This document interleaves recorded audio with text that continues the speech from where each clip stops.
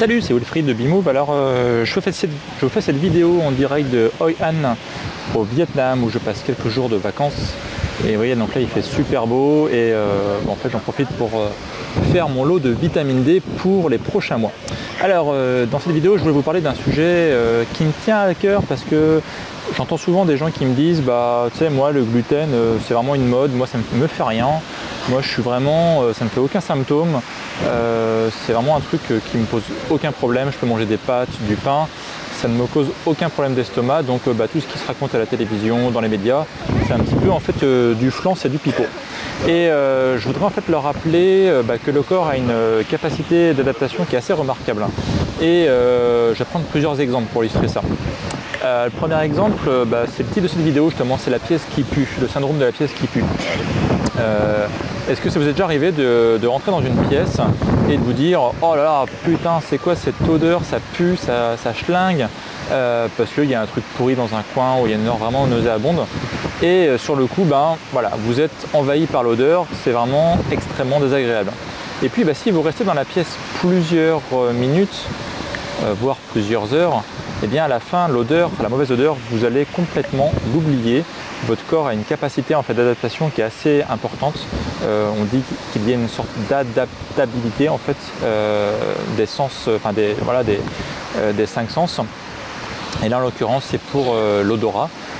Vous allez avoir votre corps en fait qui va s'adapter à la mauvaise odeur, c'est-à-dire que la mauvaise odeur elle est toujours là, elle est présente, mais votre corps en fait la met de côté, il n'en tient plus compte parce que pour lui c'est acquis et il n'y a plus besoin de vous signaler que l'odeur elle est vraiment mauvaise.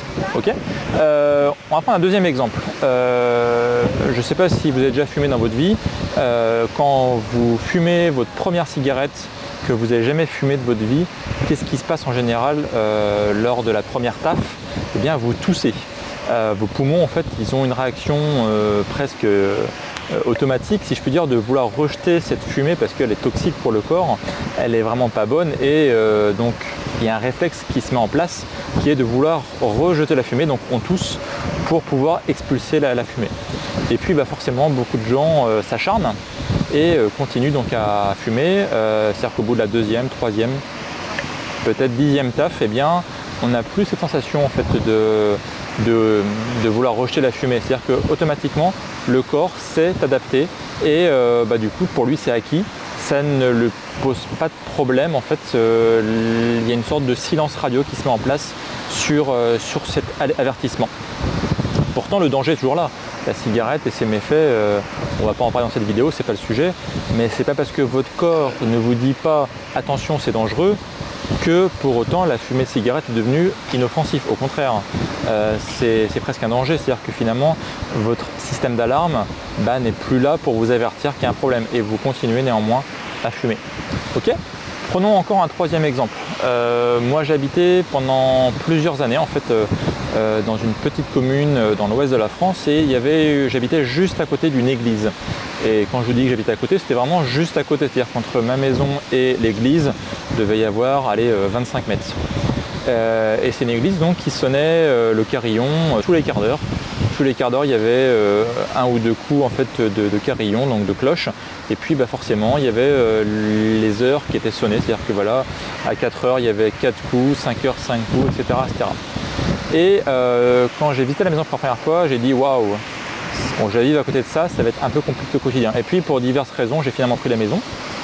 Et puis mes oreilles entendaient toujours forcément le carillon, la cloche de l'église, mais la plupart du temps en fait je n'en tenais pas compte. C'est-à-dire que concrètement je faisais même plus gaffe que l'église sonnait, pour moi c'était acquis. Par contre les gens qui venaient chez moi, les gens qui n'étaient jamais venus chez moi, les premières minutes, les premières heures, ils étaient super étonnés parce qu'à chaque fois que l'horloge, le carillon sonnait, eh bien ils étaient surpris alors que moi finalement c'était naturel, j'en tenais plus compte. On pourrait aussi parler des gens qui habitent à côté des aéroports. On peut dire que je pense qu'à terme ils font même plus gaffe au bruit des avions, c'est presque acquis pour eux. Donc vous voyez en fait l'ouïe a une capacité aussi à s'adapter, à ne plus tenir compte des alarmes, des signaux on va dire qui pourraient vous dire attention, il y a un truc pas normal qui se passe, voilà. Donc on a parlé de l'odorat, on a parlé donc de l'ouïe, enfin de l'ouïe, on a parlé de l'odeur. de pas mal de choses. Donc vous voyez, en fait, à chaque fois, le corps a une certaine capacité à s'adapter et à ne pas tenir compte forcément très longtemps des dangers potentiels qui se passent. Ok. Et bien, pour le gluten, on va dire c'est pareil. Pour le gluten, en fait, ce qui se passe, c'est qu'en général, quand vous consommez du gluten, eh bien, vous devriez avoir normalement une réaction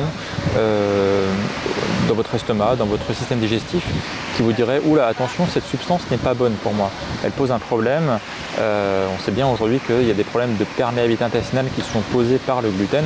En général, on a normalement un petit mal de ventre. Sauf que forcément, comme aujourd'hui en fait le gluten on en mange à foison, que c'est devenu le blé moderne est devenu quasiment un des principaux composants de l'alimentation moderne, eh bien on en mange non seulement régulièrement mais voilà plusieurs fois par jour, ce qui fait qu'à la fin le corps n'a plus de raison de vous envoyer des systèmes d'alarme. En fait il n'y a plus de raison de se dire attention, ce que tu prends c'est toxique. Et donc le test à faire en général c'est les gens qui arrêtent le gluten pendant plusieurs semaines, par exemple un mois, 3-4 semaines, et qui ensuite le reprennent. Donc non seulement le fait d'arrêter le gluten, ils vont sentir en général un bien digestif, et en général ceux qui ont des petits problèmes d'estomac, ceux qui ont des petits problèmes digestifs s'en sortent beaucoup mieux, et ils ont des franches améliorations. Mais surtout ce qui se passe, ce qu'on entend très souvent, c'est que les gens lorsqu'ils reprennent à manger du gluten, donc du pain, des pâtes, après un mois d'abstinence si je peux dire, eh bien en général là les symptômes reviennent. C'est-à-dire qu'en fait c'est comme si vous sortiez de la pièce qui pue, vous sortez pendant par exemple 1 minute, vous revenez dans la pièce et en général vous allez ressentir l'odeur de nouveau parce qu'il y a une transition qui a été faite. Et bien pour le gluten c'est pareil, le fait d'arrêter pendant par exemple 1 mois, et bien vous allez de nouveau ressentir ces méfaits, vous allez de nouveau entendre les systèmes d'alarme de votre corps. Donc voilà, c'est ce que je voulais partager avec vous aujourd'hui, c'était tout simplement de se méfier des gens qui disent attention, moi le gluten ça ne me fait rien, je ne pose aucun souci, je peux en manger autant que je veux, j'ai aucun problème. Attention à ce genre de conclusion un petit peu hâtif. Est-ce que c'est tout simplement pas le syndrome de la pièce qui pue? C'est-à-dire que finalement vous avez eu une accoutumance, vous n'entendez plus en fait le système d'alarme de votre corps, et au final, eh bien, il suffit juste de faire un test d'un arrêt pendant quelques semaines pour se rendre compte qu'effectivement il y a un problème. Et le test il est assez pertinent parce que si par exemple vous arrêtez de manger des carottes pendant 1 mois, vous en remangez 1 mois après, vous allez avoir aucune différence, c'est comme si finalement il ne s'était rien passé. Pourquoi finalement avec le gluten on a autant de témoignages de gens qui disent que eh bien, remanger du gluten après 1 mois d'abstinence, eh bien, ça leur pose en général des petites douleurs d'estomac, des petites douleurs intestinales, c'est parce que vraiment ça leur pose un souci, le gluten est toxique pour le corps, mais malheureusement on a mis en sommeil la plupart de nos systèmes d'alarme. Donc voilà, c'est ce que je voulais partager avec vous aujourd'hui. N'hésitez pas à faire l'expérience. Si vous ne me croyez pas, si vous pensez que c'est du pipeau, que c'est du flan, faites juste l'expérience. Soyez un sceptique intelligent.